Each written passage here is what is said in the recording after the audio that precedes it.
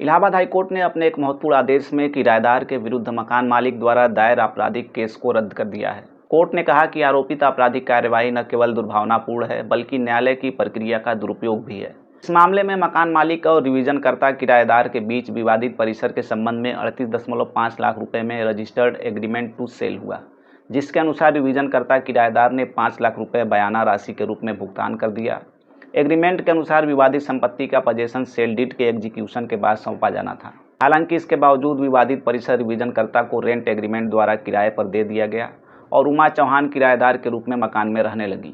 Rent agreement में यह स्पष्ट रूप से कहा गया था कि वाटर टैक्स और बिजली टैक्स अतिरिक्त मीटर की रीडिंग के अनुसार किराएदार द्वारा अदा किया जाएगा।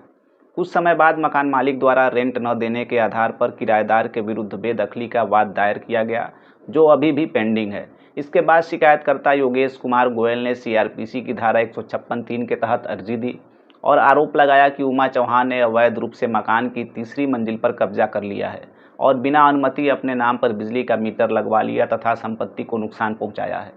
इन आरोपों के आधार पर किराएदार को आईपीसी की धारा 420 के तहत तलब किया गया, जिसे किराएदार ने हाईकोर्ट में चुनौती दी, जिस पर हाईकोर्ट ने उन्हें निचली अदालत में डिस्चार्ज अर्जी लगाने की अनुमति दी।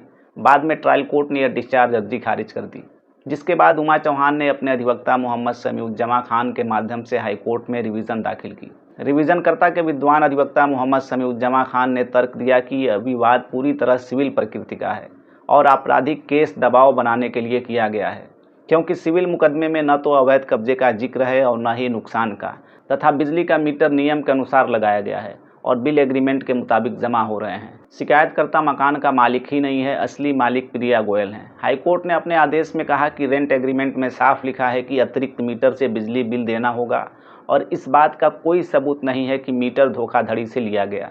यूपी बिजली आपूर्ति संहिता 2005 के अनुसार किराएदार कुछ शर्तों पर अलग से बिजली कनेक्शन ले सकते हैं। सुप्रीम कोर्ट के फैसले का हवाला देते हुए कोर्ट ने कहा कि आईपीसी की धारा 420 के जरूरी तत्व, विशेषकर शुरुआत से ही धोखाधड़ी की मंशा यहाँ मौजूद नहीं है। यह आपराधिक केस सिर्फ सिविल केस में मदद पाने के लिए किया गया था और धारा 420 के तहत धोखाधड़ी का कोई शुरुआती सबूत नहीं है। इस आधार पर कोर्ट ने निचली अदालत के आदेश को रद्द कर दिया।